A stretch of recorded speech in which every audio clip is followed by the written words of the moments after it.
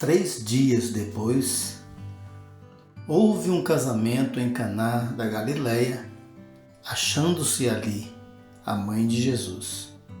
Jesus também foi convidado com os seus discípulos para o casamento. Tendo acabado o vinho, a mãe de Jesus lhe disse: "Eles não têm vinho." Mas Jesus lhe disse: "Mulher, que tenho eu contigo? Ainda não é chegada a minha hora." Então ela falou aos serventes: "Fazei tudo o que ele vos disser." Estavam ali 6 talhas de pedra que os judeus usavam para purificações, e cada uma levava 2 ou 3 metretas. Jesus lhes disse: "Enchei de água as talhas." E eles as encheram totalmente. Então lhes determinou: "Tirai agora e levai ao mestre-sala." Eles o fizeram. Tendo o mestre-sala provado a água transformada em vinho, não sabendo de onde viera, se bem que o sabiam os serventes que haviam tirado a água, chamou o noivo e lhe disse: "Todos costumam pôr primeiro o bom vinho, e quando já beberam fartamente, servem o inferior. Tu, porém, guardaste o bom vinho até agora." Com este, deu Jesus princípio aos seus sinais em Caná da Galileia. Manifestou a sua glória e os seus discípulos creram nele. Depois disto, desceu ele para Cafarnaum com sua mãe, seus irmãos e seus discípulos, e ficaram ali não muitos dias.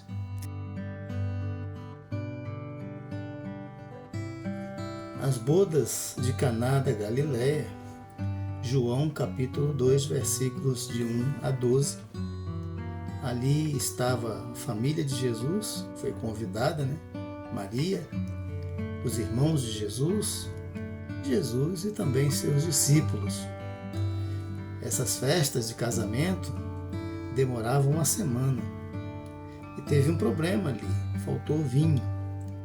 A bebida principal da festa seria como faltar o bolo numa festa de aniversário, ou como faltar o refrigerante, E isto, para aquela sociedade, era uma vergonha para aquela família, especialmente para o noivo, que bancava a festa, Nós vemos aqui um Jesus que era social, Jesus não era um antissocial. Ele não vivia à parte da sociedade, excluído da sociedade, no mosteiro ou no deserto. Não, ele era sociável, participava de festas de seu povo. Constantemente vemos Jesus em festas, em banquetes, festejando juntamente com o seu povo, das festas religiosas, dos banquetes que lhe eram oferecidos, e está lá com seus discípulos. O problema foi relatado por Maria. Ela disse: "Acabou o vinho." E ele disse para ela: "Senhora, ou mulher, que tenho eu contigo?" Bom, essa é uma maneira de Jesus dar um chega para lá educado em Maria, para dizer que a hora dele começar a iniciar o seu ministério é da vontade do Pai, não da vontade da mãe. Era ele, o Deus, Salvador e Senhor. Ele sabia muito bem a hora, o momento em que deveria manifestar a sua glória. Mas Jesus já era um homem feito. Quando ele era ainda menino, ele era sujeito em tudo. A sua mãe e o seu tutor, José, seu pai, aqui na terra, e seguia, embora tivesse seu ministério, tivesse as suas próprias ideias, ele seguia em obediência a eles.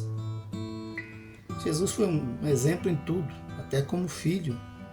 É o exemplo de como nós devemos ser filhos, como os filhos precisam ser, obediente aos pais, obediente a Deus, fazer o que lhes pedem, fazer o que lhes é recomendado seguir as orientações, as instruções, conforme a Bíblia sempre orientou. Mas no caso específico, Jesus estava querendo dizer com isso que a hora da sua manifestação, da sua glória, era algo exclusivamente de Deus. Ele veio para fazer a vontade de Deus, a vontade do Pai, não a vontade da mãe. E nem mesmo a sua própria vontade, mas a vontade de Deus. Nós temos também que Jesus é o Senhor, né? É isso que nós notamos na história. Ele é o Senhor. O Evangelho de João começa dizendo: no princípio ele era o Verbo era Deus e o Verbo estava com Deus. Nada do que foi feito sem ele se fez. João 1, de 1 a 3, né?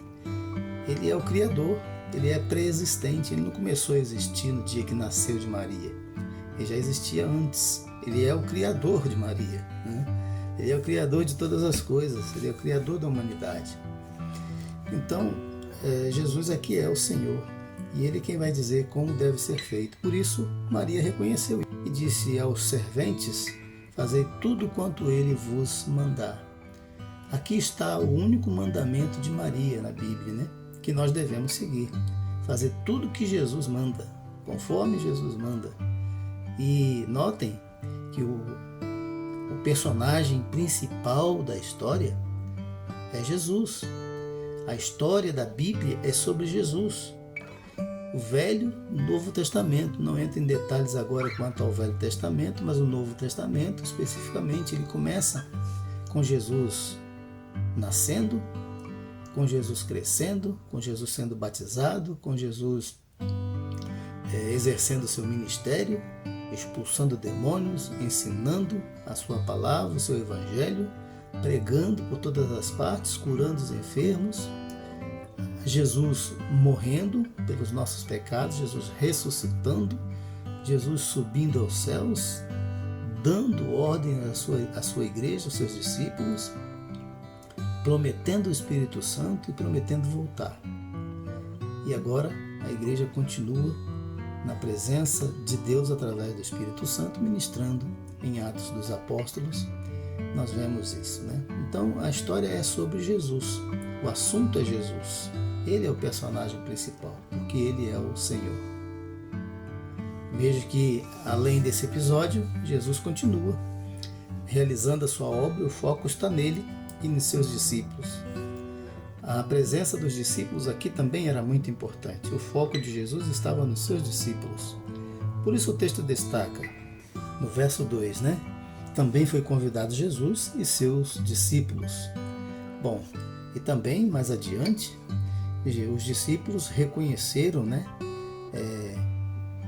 os ensinos de Jesus, viram a sua glória e creram nele. O versículo 11 diz que Jesus, esses sinais eram feitos, né, para demonstrar a glória de Jesus, e os seus discípulos creram nele. O foco de Jesus estava nos discípulos. Esses discípulos são os primeiros, eles seriam os apóstolos, seriam aqueles indicados para serem enviados como testemunhas oculares daquilo que viram o Senhor realizar, dos aprendizados de Jesus, transmitir a doutrina de Jesus para os demais discípulos a posteriori através da igreja. Outra coisa também importante destacarmos nesse texto, a presença de Jesus nesse casamento significa aprovação. Ele não estaria ali se não aprovasse, né, aquele casamento, e porque o casamento é uma instituição divina e é anterior à própria sociedade, né? Isso começou lá no princípio de tudo, o livro do Gênesis, né? O livro de Gênesis é o livro dos começos. Lá começa a vida, começa o planeta, começa o universo, começa tudo. Em Gênesis é a narração da criação de Deus de todas as coisas. E Deus criou ali também a sociedade primordial, antes do pecado, antes de tudo, teve seu começo em Deus. E Deus foi quem criou o homem, a mulher, e os casou. Foi o primeiro celebrante de casamento, foi Deus, né? Pessoalmente. E isso é anterior à sociedade humana. A sociedade primordial começou com Deus, Adão e Eva. num paraíso, né? E veja no que nos tornamos. Nos perdemos completamente daquele objetivo, daquele começo. Bom, Maria disse para os serventes: fazei tudo quanto ele vos disser. E Jesus disse aos serventes: encham as talhas. Haviam 6 talhas que os judeus usavam para purificação, porque eles não comiam sem lavar as mãos. Eram criteriosos nisso aí, né? E Jesus manda que encham aquelas talhas de água e transforma aquelas águas em vinho. Aí está a transformação e tem um significado nisso, né? Agora, a purificação não seria mais através de águas de um ritual. Agora, a purificação seria através do sangue de Jesus. Ele estava pregando o Evangelho quando fez esse sinal ali em Caná. Está aproveitando para já mostrar os pilares do seu Evangelho, da sua obra aqui na terra. Ele veio com essa obra específica, padecer na cruz para salvar a humanidade. Isso não foi um acidente, isso não foi por determinação humana, mas isso foi por determinação divina. Tudo que aconteceu com Jesus foi por determinação de Deus, né? O que aconteceu com ele foi para o nosso bem. Então, ele manda que transforma aquela água em vinho para demonstrar que o culto judaico estaria sendo transformado agora em um novo culto. A aliança do Velho Testamento estaria se transformando agora numa nova aliança. O vinho seria símbolo dessa nova aliança. Ele disse na instituição da ceia do Senhor: bebei deste cálice, o cálice da nova aliança no meu sangue. É isso que o vinho representa aqui. Também outras coisas podemos aprender com esse episódio. Faltasse o vinho, o noivo, a família ficaria envergonhada porque não teria a bebida principal para oferecer aos seus convidados. E o que acontecia? As pessoas, quando davam a festa, ofereciam primeiro o vinho bom, porque depois que as pessoas tinham bebido bastante, davam vinho inferior, eles não iriam reconhecer. Então, Jesus transformou a água em vinho, mandou que os serventes levassem ao mestre-sala, e o mestre-sala ficou impressionado. Por quê? Porque ele reconheceu que já no final da festa, os dias finais da festa que durava uma semana, o noivo estava oferecendo ainda o melhor vinho. Então, ele louvou o noivo, né, por ainda, no final da festa, ter reservado um bom vinho. Quer dizer, a família ia sair envergonhada, o noivo principalmente saiu envergonhado, saiu exaltado. A família saiu glorificada, ao invés de envergonhada, porque ela não deixou faltar a bebida, se bem que eles não sabiam que não era o noivo que estava providenciando, mas era Jesus, o provedor. Uma obra de Deus naquela família, porque ninguém poderia mais realizar. Ai daquela família se Jesus não tivesse sido convidado para aquele casamento. Ninguém mais poderia resolver esse problema a não ser Jesus. Então, Jesus transforma. Jesus transforma, realmente transforma. Transforma um culto de obras mortas em um culto vivo. Ele instituiu esse culto através do caminho novo e vivo, conforme diz em Hebreus capítulo 10, versículo 19 em diante. O caminho novo e vivo através do corpo, através do sangue de Jesus. Ele seria o novo culto a partir dali. E seus discípulos estavam vendo isso, sendo testemunhos de todas essas coisas. E a posteriori, depois da ressurreição, é que realmente eles entenderam todas essas coisas e ensinaram para os demais discípulos que iam se convertendo, entregando as suas vidas a Jesus. Então, como diz o versículo 11, Jesus manifestou a sua glória e seus discípulos creram nele. Esse é o foco. O objetivo de Jesus foi alcançado. Provocou fé nos discípulos.